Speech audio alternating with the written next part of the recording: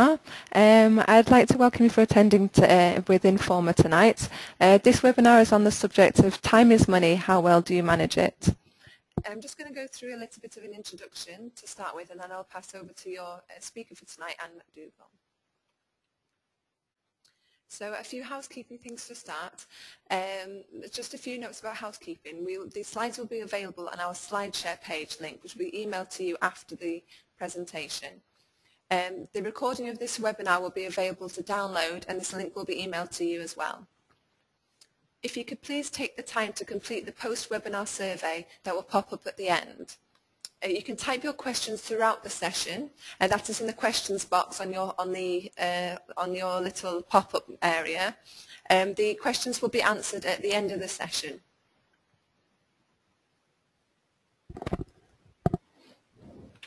A little bit about today's presenter.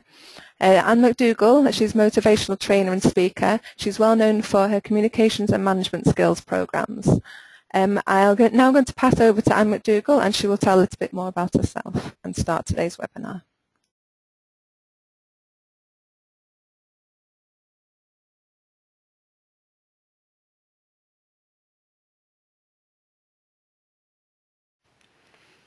Welcome everyone.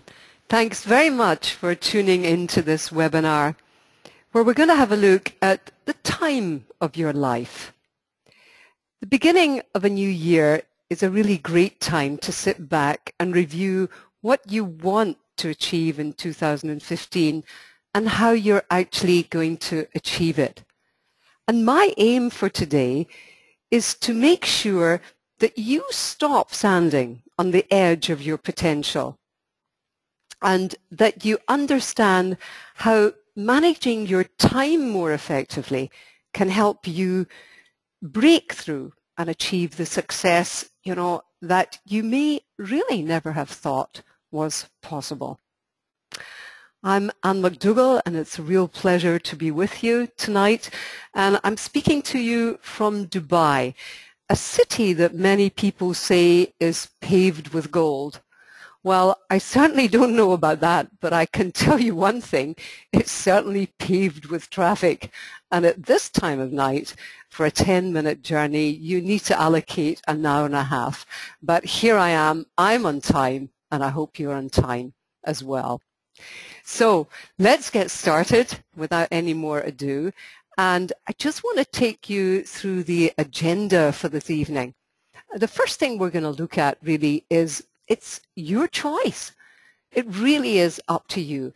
You can't really manage time. 24 hours follow 24 hours. It's up to you and your attitude to time that will make it or break it. So we're going to look at your choice. We're also going to sit back and have a look at understanding your key priorities. What are the things you should really be focusing on in your job? We all have job descriptions. Your job description might have 40, 50 things that you have to cover. What I want to get you to think about tonight is to actually look at the key priorities within those 50 or 60 areas.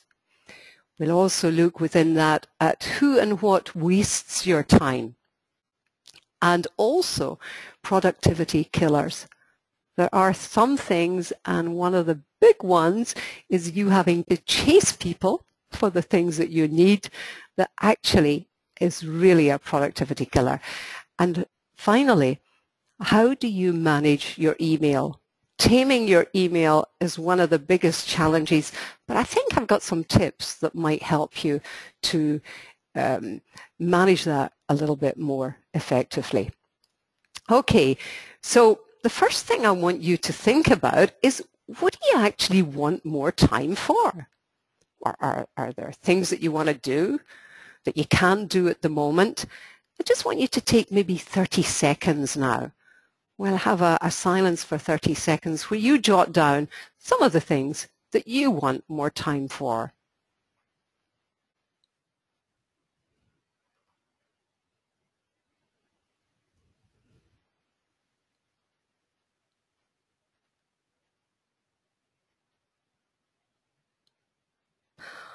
Okay, what did you come up with? Was it things like family and friends?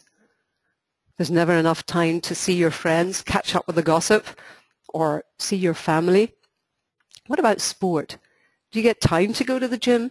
Would you like to play more tennis, golf, swimming, or just go and do a workout somewhere? You have enough time for that. What about learning new things? Absolutely key to really achieving our potential. When do you get time to catch up and learn all the new discoveries in your field? Traveling. It's another thing that people like to do, but never enough time. Many people actually use their holidays to catch up with work. Not a good idea. So let's see how we can manage your time better to achieve some of these things, and finally maybe sleeping a little bit more. Very important again to your productivity. So these are just some of the things that people have said on past courses. You might have the same sort of list or totally different things, and that's your motivation to make an action plan at the end of this seminar and really change how you view time. It's up to you.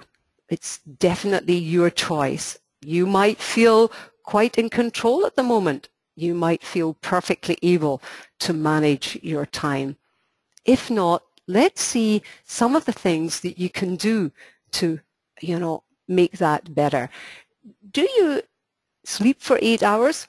Research tells us we need to be increase our productivity and to be productive in the workplace. Do you work for 8 hours? Many of us have a contract which says 8 hours, but those 8 hours often turn into 10 and sometimes 12 hours a day. And of course, really, you're not effective after 8 hours. You'll know that yourself. Finally, you need your 8 hours play. But what I want to do today is I want to make sure that after your 8 hours work, you bounce out of your workplaces. You don't crawl out and take 2 hours from your 2 hours play to come back, to life again. So let's see how we can do some of these things. I hope I'm not being totally unrealistic. In fact, I know I'm not, because many of my clients are actually doing this now. But it's your choice. If it's to be, it's up to me. You have to make it happen. I had a look recently at some research in Dubai, and it told me that barely 1 in 3 workers in Dubai feel that their employers help them achieve a healthy work-life balance.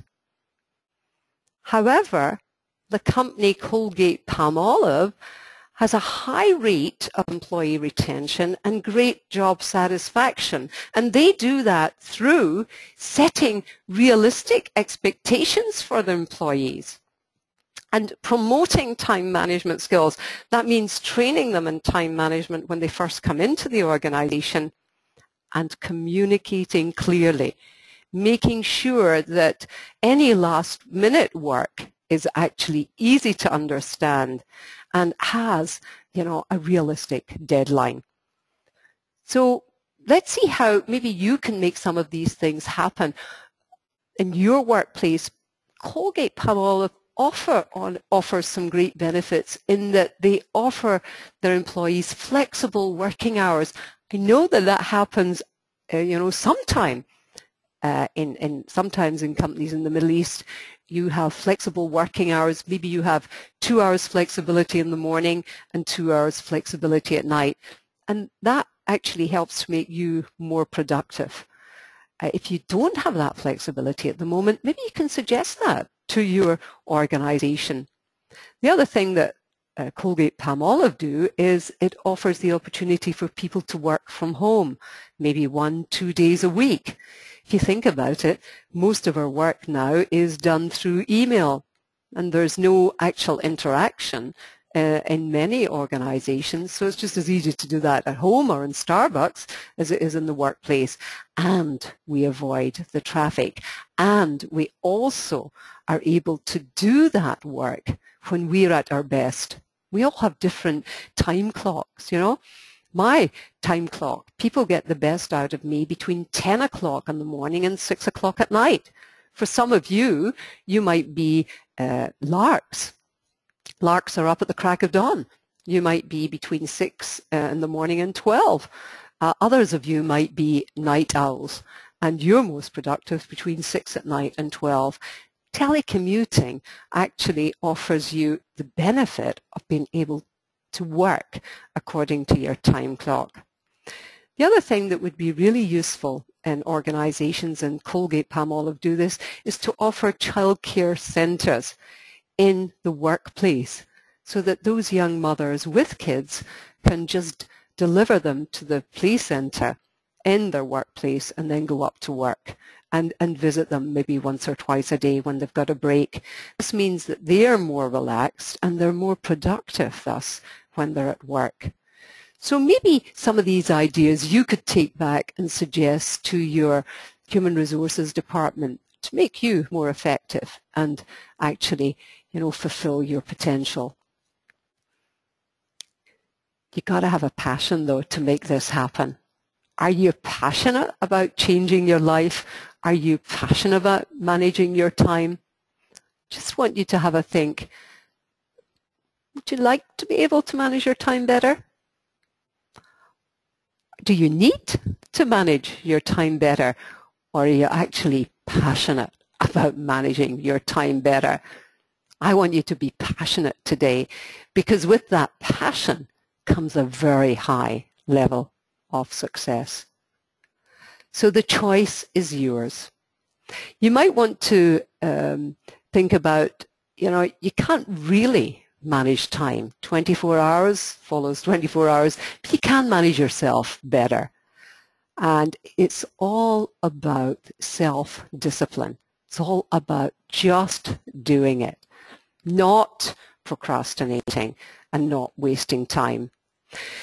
You might want to have a read, this article, very good article about how entrepreneurs manage their time. And also, I think in the middle of difficulty lies opportunity for you. That opportunity maybe starts when organizations set their mission for the year. I've been working with a couple of companies in the last few weeks, and I've asked them, have you got your mission ready for 2015? And they haven't, which is quite sad in a way, because really when people come in to work in the morning, they come in to actually make the mission of the company happen. But whenever that comes out, have a look at it. Mainly in organization, the mission is all about doing things faster, cheaper, and better. So how can you use your time to make these things happen? Maybe the first thing to do is to look at the key result areas of your role. What are you actually employed to do? Do you know? You'll have a title, yeah. You'll have your job description. But are you quite sure, what your boss wants from you? Might have to go back and ask them, what do you actually want from me? I might be an administrator, but what do you want from me? What can I do to make your life easier? If you're in a support role, that's what it's all about helping to make people's lives easier. So if you look at the typical administration PA role, your key tasks will cover diary management.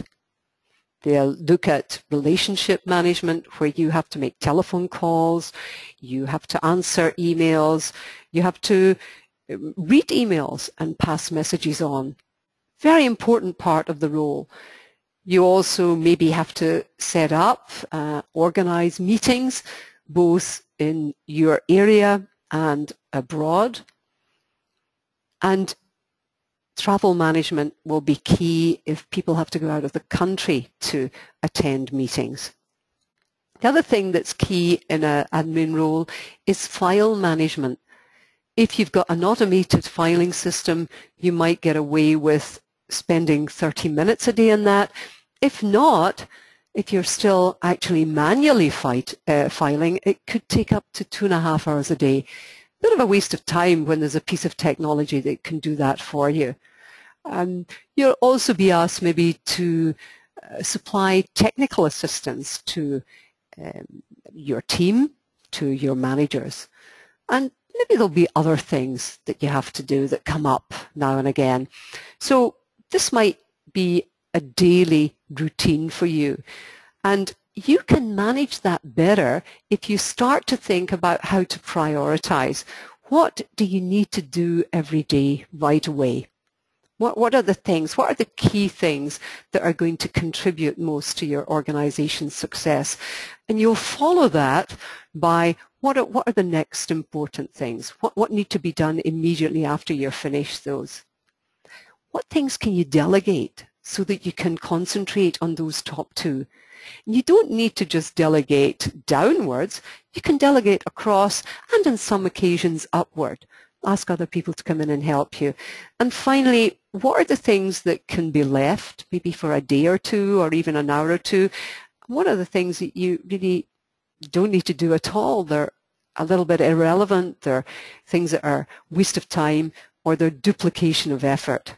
If you start to analyze the time wasters in your organization, maybe there are lots of things that don't really need to be done. And it's the same with your duplication of effort, 2 or 3 people doing the same thing. The prioritizing, one of the key things that I've found over the years is always to schedule into your diary, first thing every day, what we call X-rated time. That X-rated time is for the things that maybe happen at the last minute. They could come about because there's been a change somewhere and it can't be helped. They could also come about because some people don't schedule far enough ahead and they leave things to the last minute. So you've got to identify, those things that should have been thought through and should have been happening now, and those things that can't be helped. There's always going to be things that will come up to the last minute. But you can actually control that if you keep some time aside. We call it in the business X-rated time, and it should be the first thing that goes into your diary every day. So go through your diary now for the next month and put your X-rated time in it. Now it might be an hour every day. If it's any more than an hour, 30 minutes, you really need to start and think, are we a reactive organization where we're just waiting for things to happen? Or are we a proactive organization? We're an organization that can look at least 6 to 8 weeks ahead and think about the things that might be coming up and schedule time in for them. The reactive organizations, that might be if you're working in a customer care department, you don't know what queries are going to come in. If you're in a reactive organization, you can still find an element of control because you can actually make things very simple. If you're going to have to react quickly to something, it's very important that you actually have simple procedures and processes to help you to make that happen. X-rated time, if no last minute tasks come up and you've set aside an hour 30 for that, well, use that time for self-development, because that's an area that we often neglect but is absolutely key to your success. If you have a look at maybe a typical daily plan for somebody who's in an admin or a support staff role, then it might look something like this. X-rated time, you might give yourself 1 hour 30. Relationship management for your emails, your telephone calls, your face-to-face meetings to catch up with people, 2 hours 30. Diary management, that should be easy enough, especially if you've got access to your manager's diary. No more than 30 minutes normally. Travel management, depending on what's going on, could be up to an hour, but it might not be the same every day. Same with file management and meetings management. But you always have to put some time in. And that way, you'll see that list adds up to 8 hours a day. And you'll be very comfortable with that. You'll be in control. if last minute things come up, it's okay. You don't need to panic because you've got your 1 hour 30 set aside for that. So you might be fixing the diary, an urgent request comes in by phone, you have to attend it right away. You leave the diary, you go and do the urgent request, and then you come back to the diary, and you're still going to be finished with everything within 8 hours. This will change on a daily basis, of course, and it will be different for everyone. And you really have to spend some time, maybe when you go back to work now, thinking how much time you need for all of these things, and if these are the key priorities of your role. One of the most important things in prioritizing is really to use this Nike saying, just do it. How many of us just keep putting things off? So maybe blow that up and keep it by your desk. The next thing I really want to have a look at is for you to have a think about who and what wastes your time. Time wasters that I've heard about over the last couple of years are things like people not planning ahead, not planning far enough ahead, waiting till the last minute. Then everything has to stop and you have to cope with it then. The other thing is people having lack of focus. Now, if you don't have your 8 hours sleep and your 8 hours play, you might come into work, and you're not really very focused because you're tired. Or you're not really very focused because you're just working all the time. That's no good. And that's why it's so important to have that balance of the 8 by 8 by 8. Focus is key. You come in, you start, you get through the 8 hours, and then you leave and you get on to the next part of your life. Putting things off, we call it procrastination in the business. Well, it's due on the 4th of March. No need to start it until, maybe the beginning of March, by which time you've got a whole lot of other things to do and there's not going to be enough time to do it. Interruptions, part of our daily life, and interruptions may be key to the business that we're in. What you've got to really analyze is, are those interruptions really interruptions? People interrupting you because they want to have a chit-chat, or people interrupting you because they want you to do it because they can't be bothered doing it. If they're genuine interruptions, you've really got to deal with it. You wouldn't let people burn your money at the end of the month, your hard-earned money. Don't let them burn your time. Another key thing that wastes a lot of time in organizations is poor meetings management. That could be meetings go on for too long. Meetings do not have an agenda. The agenda has too many items on it. We see that meetings really should only last for 45 minutes to 1 hour. There should be no more than 8 key items on the agenda. Do you always put on your agenda the start time of the meeting plus the end time? Very important, because if you've got that end time, then the chair's more likely to work towards making that happen. The other thing that's important on the agenda is to write the aim of the meeting. I'll often meet people and I'll say, oh, where are you off to? Off to a meeting. Oh, really? What meeting's that? Monday morning meeting. Oh, what's that about? Well, Monday morning meeting. Yeah, but what are you going to do at the, well, it's a Monday morning. They don't really know why they're going or what they're trying to achieve. So there's lots of ways you can actually make your meetings short, sharp, to the point, and really by recording the key actions and putting times and names to the key actions, then you'll get things done faster and you won't have to repeat them again at the next meeting. Weak delegation. Last minute, people running to the last minute asking you to do things and not finding out, what else you've got to do, whether you're able to do it, whether you have enough knowledge to do it, giving you unclear instructions. So, you really need to stop what you're doing in that case and say, well, look, I'm working on this report. I've got another 2 hours before it's finished, and then I'm leaving half an hour after that. So what would you like me to do? Would you like me to leave this report and do it now? or would you like me to do it in the morning when I come in? Sometimes, if we make things happen for people, they will keep taking advantage, and they will, your managers should know exactly what you've got on every day, and they should clarify with you first thing in the morning what's important. There shouldn't be this constant changing of tasks. You set up in the morning what you're going to do, and then you do it. If you want to manage your time a little bit better, you might want to actually do a time log over a couple of days, 1 month, maybe 3 days.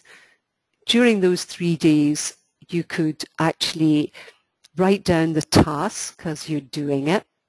You could give yourself the start and the finish time. Just write a few notes about the task. What was that task? Was it actually one of the key areas of your role, or was it something you had to do for somebody else? You write down the total time taken. And what priority was that? Was that really an A priority? And finally, was that the best use of your time that day? Or did doing that task meant that you had to stay 1 or 2 hours later at night because somebody else didn't do something correctly in the first place? So if you want a copy of that, then just write to us and we'll send you a soft copy of a time log, which you can do over 3 days during a monthly period. Coupled with time wasters comes productivity killers in organizations. And that, one of the key things there is lack of clear goals. People are not quite sure what they should be doing, or the goals change frequently. And then, you're all over the place. So you need to establish every day what you're trying to achieve every day. And that's why it's so important to know what your goals are, what the company goals are for 2015. So getting that clarity of goals. Sometimes people are making personal use of technology. Yeah, of course, it's very important. We have to catch up with our families. There might be things we have to attend to. But we do that when we go for our break, or we do that during our lunch hour. We don't actually do it during work time. This is the big one. This is the one that really wastes most time. And over the last couple of months, I've been actually asking people in organizations, how much of your time each day do you spend chasing? Chasing is following up with people to do things that they agreed to do but haven't. It's quite sad, really, isn't it? I don't know why they don't do it. Really, the first thing with chasing is to find out why they don't do it. Could be that they're overloaded. Could be that they're not motivated to do it. It could be that they don't know how to do it. So you need to find out why first, and then you need to try and get rid of it. Because if you're a team of 10 and everybody's spending 2 hours a day chasing, you're actually wasting 20 hours a day. That 20 hours a day adds up to something like 261 days a year. Can you believe that? So 261 days a year are being wasted, and nearly a year in itself. So really, you need to go back and see, now the chasing has to stop, because it's one of the biggest productivity killers. Can you imagine? And many people will say, well, they're chasing somebody and they're not answering their phone, they're not answering their email, they're tearing their hair out because they need to get this report, which has to go to management now. So you need to actually, as an organization, have some control over the chasing. You also need to look at duplication of work. Before you start any job, anything new, clarify if it's been done before in the organization, if maybe some other department's doing it. Don't duplicate the effort. If it's been done once, that's fine. We don't need to have a double of the job. And then poor communication. Often people don't communicate on time. They don't know how to put a message together. And one of the key way of communicating, it seems, in most companies now is through email. And email is actually one of the least productive ways of communicating, because when you email people, all you've got to help get your message through are the words and a little bit of tone. Whereas if you're face-to-face with somebody, you've got your body language and your voice and your words and your tone. If you're actually ringing somebody, if you're calling them on the telephone, you've got your voice. And if you're, again, just writing to them, you've only got words. But you can communicate well in email. And if we look at, how you might do that, well, you might go back and set up an email etiquette. You can maybe get people thinking about what's the best way to use email in our organization. You might also want to have a telephone etiquette. Very few companies have that, and not very many people know how to use the phone effectively. The international standard for using a telephone is to pick it up on the third ring.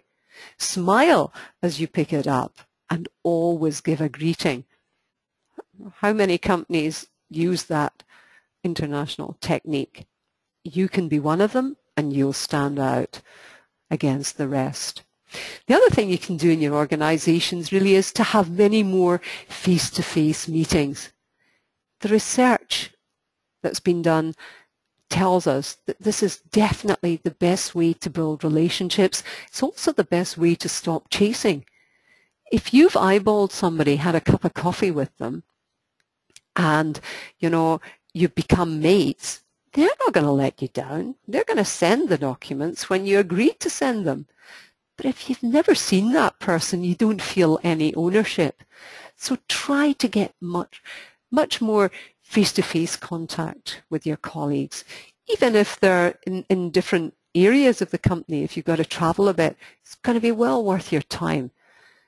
That way, some of the chasing might stop and the communication will improve. And finally, for tonight's seminar, I'm just going to look quickly at maybe managing that email, taming your email.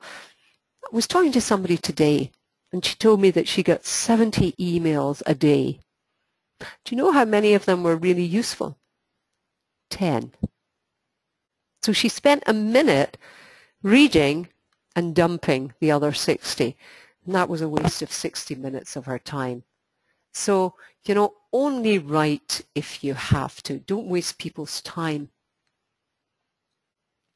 The other thing you can do, and this is a hint I got from an author called Timothy Ferris. He's written a fantastic book called The 4-Hour Week. He's got lots of really revolutionary ideas in that book, and it's well worth a read. He said, now, actually read and reply to your emails at specific times of the day. Take the alert off. If you don't hear the email coming in, then it's easier for you to keep working on a high-value task. And then maybe twice a day. He was advising twice a day. You maybe go into your emails at 10 o'clock, you go in again at 2 o'clock. You might let the rest of the company know, I'm working on high-value tasks at the moment. I open my emails at 10 and 2. If you've got anything urgent in between those times, please just call me. Try it, see if it works, and let me know if it's effective. The other thing is maybe to develop an email etiquette. Train people in how to use email. Maybe one of the things you write in that is only write if you have to. Use the phone or go and see the person instead. Within the emails, maybe timing them, have an agreed turnaround time. That might cut some of your chasing. So many companies have a 5-hour turnaround. Every email is answered within 5 hours. That can be a little bit challenging if you're only going to answer twice a day. So you might want to say, well, all emails to be answered within 24 hours. Certainly cuts the chasing, and also it's a measure which you can give people feedback on.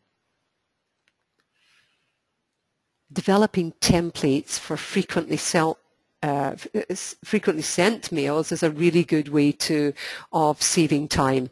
Then you can just do a bit of cut and pasting. They're in the system. You very quickly go into it. You very quickly get it out. That might help you to tame some of this email. And maybe writing clearly is another thing that will help you. I find that many people are writing key documents in organizations and they've never actually been trained in modern business writing. We still get this scenario. Here's this poor guy stuck on a desert island, just about to die because of lack of food and water. He sees a boat and he thinks to himself, this is what I should write. The boat is gone, before he's even halfway through. What he should be writing, of course, is help. Do you make a meal of things? Do you write too much? Or do you keep your messages short and simple? One of the ways of doing that, maybe, is to start thinking about using mind maps. I use them all the time, and really they help me to get my ideas together very quickly and also very logically. So, before you start to write, you might think, well, why am I writing this? And always answer the question, in order to, so that. I'm writing it in order to update them on the fact that the meeting time has been changed so that they'll know and they will start to make the appropriate arrangements. Who am I writing to?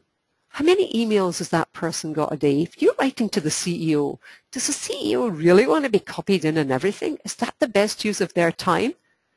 I mean, the CEO might get 350 emails a day. Is that really the best use of his time, the best use of his brain to be reading these things? Or anyone else, who you're writing to? How busy are they? What kind of personality are they? Do they like it short and simple, or do they like a little bit more information in it? Who are they, and what do they expect from you? Think about who you're writing to before you carry on, and what do these people know about the subject already, so that you don't put too much in or too little. That's just as bad, You need to know where you're writing it to, what culture are you writing it to.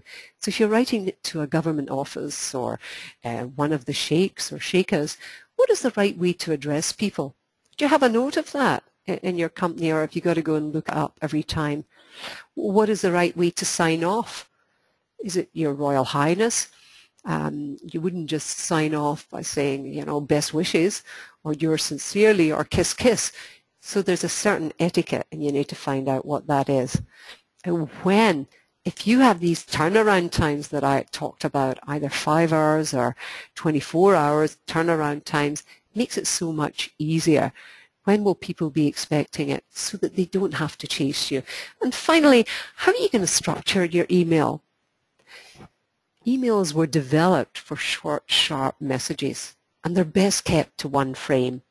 And they're best to be, very logical, very clear.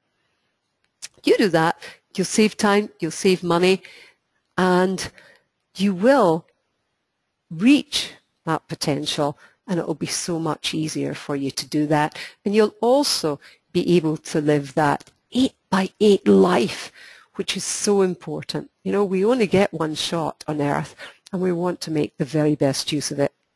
It's been great to share those few ideas with you.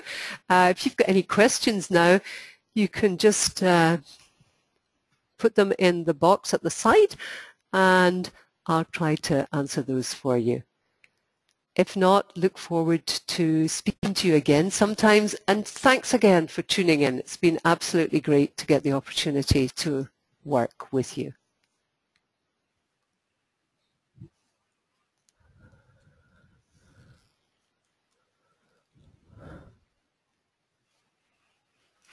I'll leave you 2 minutes now to type in any questions you might have.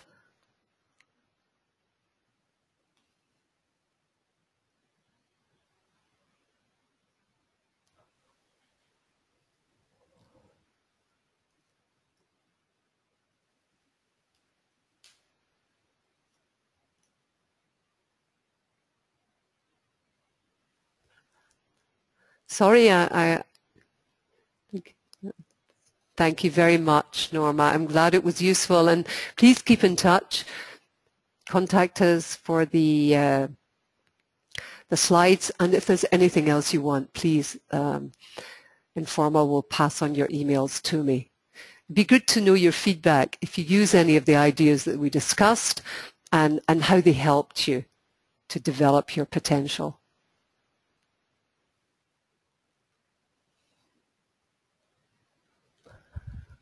That will be great, Norma. I look forward to seeing you there. Thank you very much for tuning in.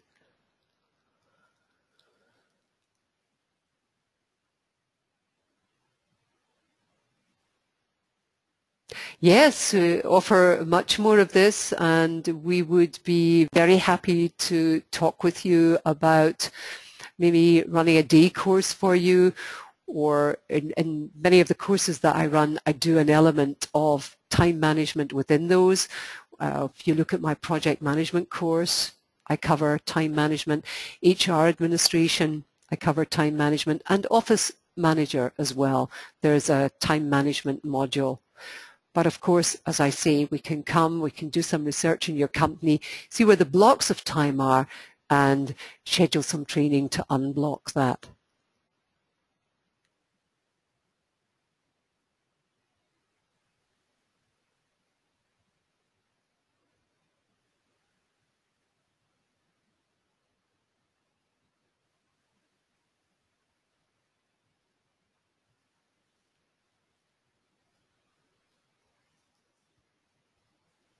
Thank you all again very much, and look forward to keeping in touch with you over the next few weeks. Thanks again. Have a wonderful evening.